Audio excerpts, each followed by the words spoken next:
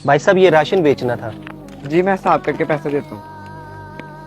ये तो इमाम मस्जिद है, राशन तो इनको मुअज़्ज़ साहब ने दिया था, लेकिन ये राशन बेच क्यों रहे हैं? मैं अभी जाके उनको बताता हूँ।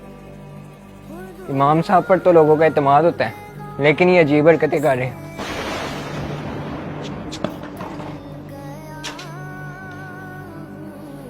अहमद, खैरियत तो है? इतने घबराए हुए क्यों लग रहे हो? मुआज भाई, वो आपने इमाम साहब को राशन नहीं दिया था? हाँ हाँ, मैंने और भी बहुत से लोगों को राशन दिया था और इमाम साहब को भी दिया था, लेकिन इसमें घबराने वाली क्या बात है? वही तो मैं आपको बता रहा हूँ, जो आपने इमाम साहब को राशन दिया है वो इमाम साहब ने दुकान पे जाके बेच दिया। ये क्या कह रहे हो? वाकई? मतलब हमने उनको घर की जरूरियात पूरी करने के लिए रमजान का राशन दिया था और उन्होंने दुकान पे जाकर बेच दिया? तुम्हें पक्का पता है वो इमाम साहब ही थे? हाँ हाँ, मैंने अपनी आंखों से देखा। अच्छा, चला फिर उनसे इस हरकत के जवाब लेते हैं। इसका मतलब आजकल किसी का एहसास नहीं करना चाहिए, लोग नाजायज फायदा उठाते हैं।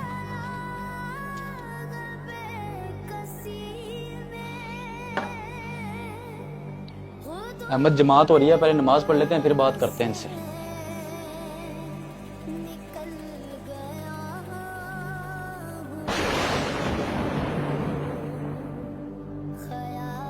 अस्सलामु अलैकुम वरहमतुल्लाह।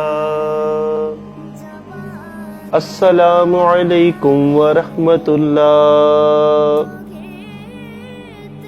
एक मिनट इमाम साहब, दुआ मत करवाइएगा।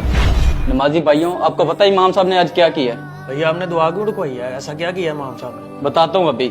मैंने इमाम साहब का एहसास करके इनको रमजान का राशन दिया था और इन्होंने दुकान पे जाके बेच दिया। बताएं इमाम साहब, ऐसा क्यों किया आपने? अगर आपको नहीं चाहिए था तो मुझे मना कर देते, मैं किसी और गरीब को दे देता। भैया आप इमाम साहब पे इल्जाम क्यों लगा रहे हैं? इमाम साहब आप क्यों चुप है? जी भाईजान, ये बिल्कुल ठीक कह रहे हैं, जो इन्होंने राशन मुझे दिया था वो मैंने बेच दिया था। देखा भाइयों, मैंने सही कहा था ना, इन्होंने राशन बेचा है। हाँ जी इमाम साहब, ऐसा क्यों किया आपने?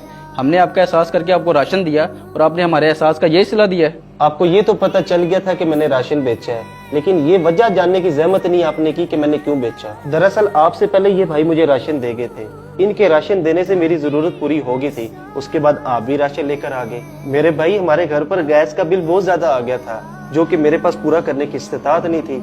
इसलिए जो राशन आपने मुझे दिया था वो तो मेरी मलकियत हो गया था। अब मैं चाहे उसे बेचूं या जो कुछ मर्जी करूं, इसलिए मैंने उसे बेचकर गैस का बिल अदा कर दिया। अब तनख्वाह तो आपने मेरी सिर्फ 15,000 रखी हुई है और गैस का बिल 20,000 आ गया, मैं वो कैसे अदा करता? मेरे भाई, इमाम मस्जिद हो या कोई भी गरीब आदमी हो, अगर आप उसको राशन देने लगे तो उससे पहले पूछ लें कि आपको राशन की जरूरत है या पैसों की। हो सकता है उसके घर में राशन पड़ा हो, उसे पैसों की जरूरत हो, वो अपनी दीगर जरूरियात उन पैसों से पूरी कर सके। वैसे बड़ा अफसोस हुआ आपने अपने इमाम मस्जिद के बारे में ऐसा गुमान रखा। अल्लाह ही आपका हाफिज हो। आजकल गैस के बिल बहुत ज़्यादा आ रहे हैं। हम जहां पर गरीबों को राशन दे रहे हैं, वहीं पर यह भी पता कर लें कि इन्हें राशन की ज़रूरत है या पैसों की।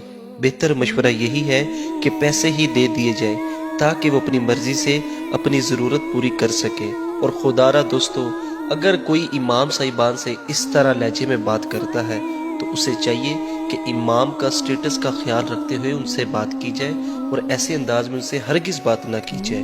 अगर आपको हमारा ये मैसेज पसंद आया, इसे ज़्यादा से ज़्यादा शेयर कीजिए और हमारे पेज दानी भाई को ज़रूर फॉलो कर लीजिए। बहुत शुक्रिया।